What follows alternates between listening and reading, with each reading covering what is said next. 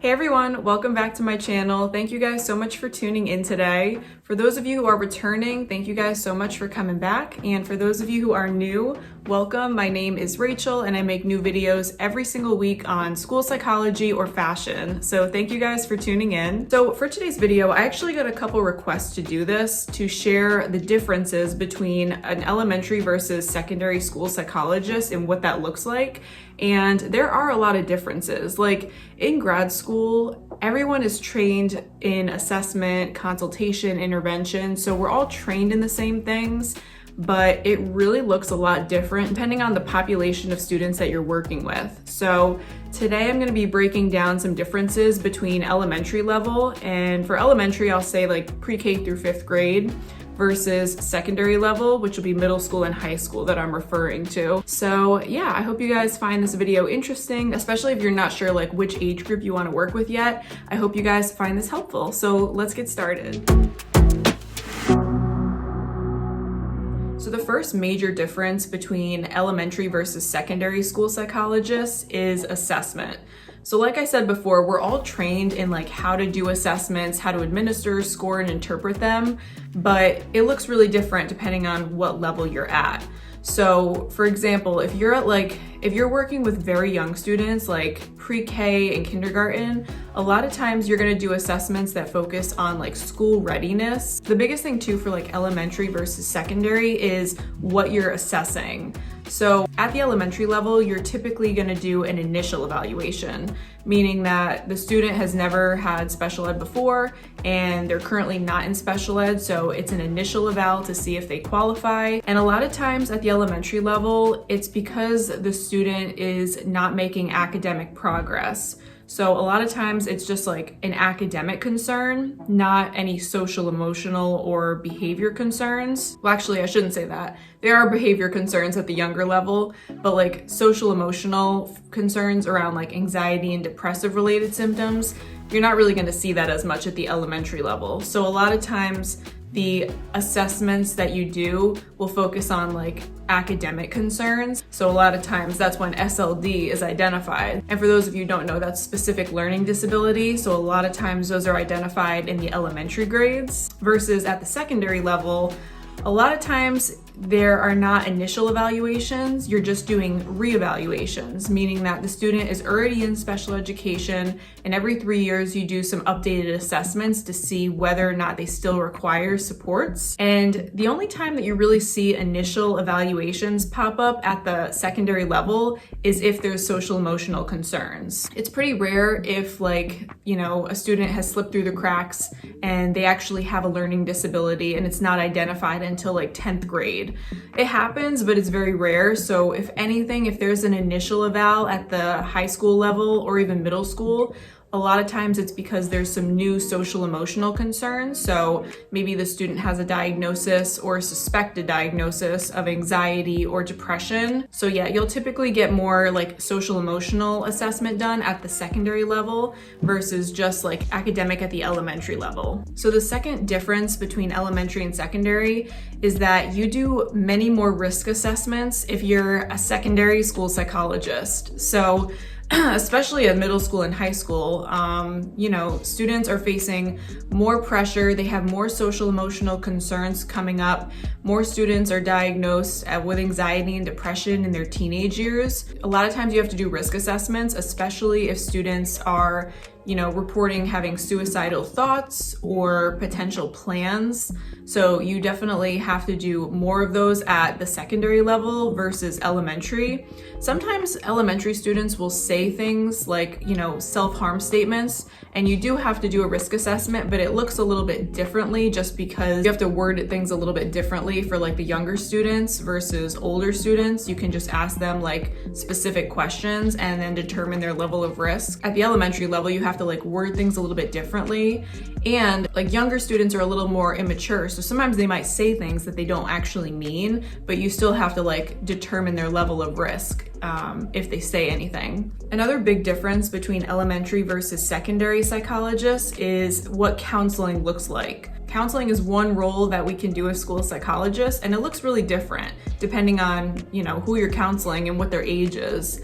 So usually counseling at the secondary level is just, one-to-one talking. But at the elementary level, especially if they're really young, you can't just talk one-on-one to them. They're gonna probably get a little bored or just like lose their focus. So you kind of have to come up with more creative ways to like do your counseling sessions. So I remember with my internship year, I did a girls group. It was with 3 second grade girls, and we did the curriculum Kelso's Choice to learn how to like problem solve effectively, how to manage big emotions versus small emotions and recognize the differences between those. So yeah, I had to incorporate fun activities in order to like keep them engaged. So we would do some crafts and then talk about them.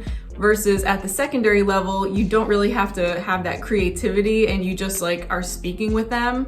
I mean, you can still do activities if you want, but it's probably more work to plan your counseling sessions if you're counseling younger students. You have to figure out how to teach them this information and also keep them engaged in a fun way. So it definitely looks different depending on what age you work with. The fourth thing also has to do with counseling as well. It really depends, depending on what age you're working with, what you're talking about, like what your focus is in the counseling sessions. So like I said, I was teaching problem solving and how to recognize big versus small emotions to a group of second graders.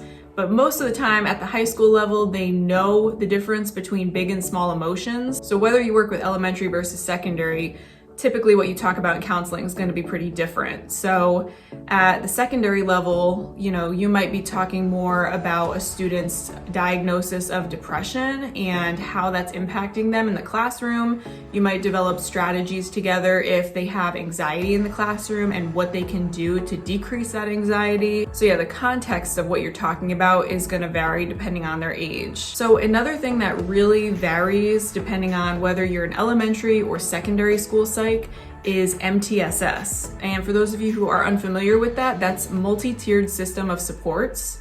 So typically, and this really depends, but just based on like my experience through practicum internship and where I am now, a lot of schools at the secondary level do not have MTSS in place.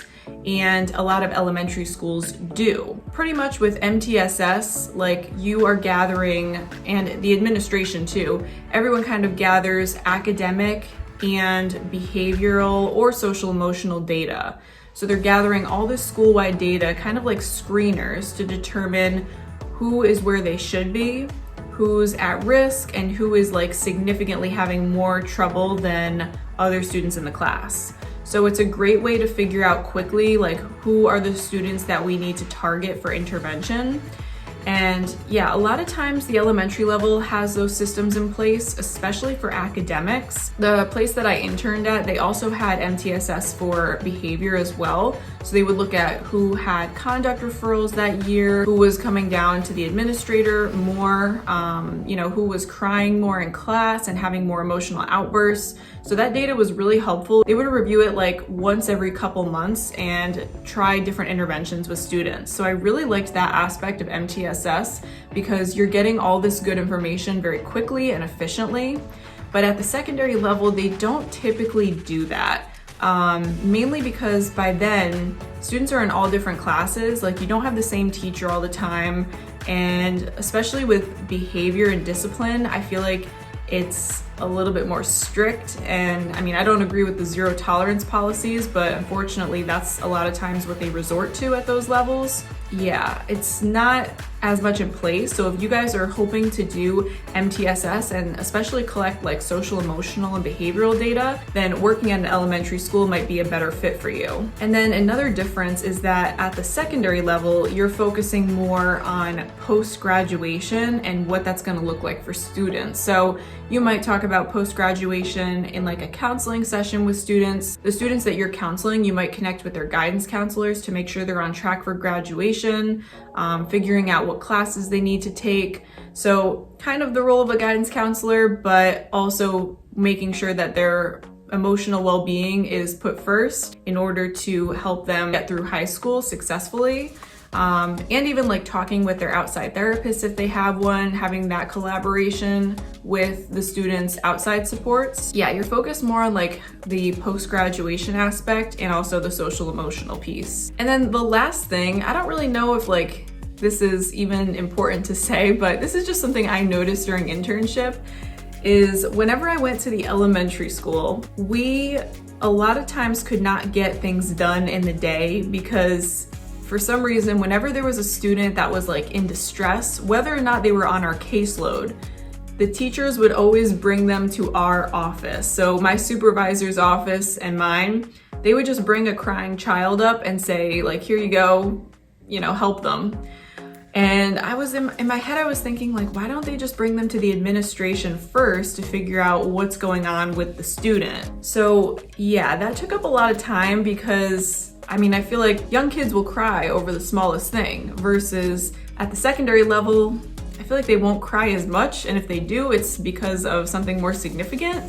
So yeah, we used to get a lot of crying children in our office for like the smallest things that I feel like they could have just sent them down to the administrator. And if they weren't on our caseload, we had to call the parents afterwards and say that we spoke with their child, because technically we don't have consent to speak with the child unless it's an emergency, then it's allowed. So yeah, that took up a lot of time. I was not able to get like anything done on some days because we just had to like console all these kids, when I think that sometimes they could have just been brought down to the administrator. Unless they were saying anything against themselves, like self-harm statements, then we would do the risk assessments. But yeah, we would get sent a lot of kids. So I hope you guys enjoyed this video where I shared some differences between what it looks like to be at an elementary level versus a secondary level as a school psychologist. Again, I'm at the secondary level primarily. I do some assessments at the elementary, but I would say like 85% of my evals are done at the secondary level, and I really enjoy working with adolescents. So if you guys like this video, be sure to give it a thumbs up down below. Let me know what you guys thought in the comments about this video, and if you guys are school psychs, what level you are working at, or if you're training to be a school psych, what level you're interested in. So thank you guys so much for watching this video, and I will see you guys very soon. Bye.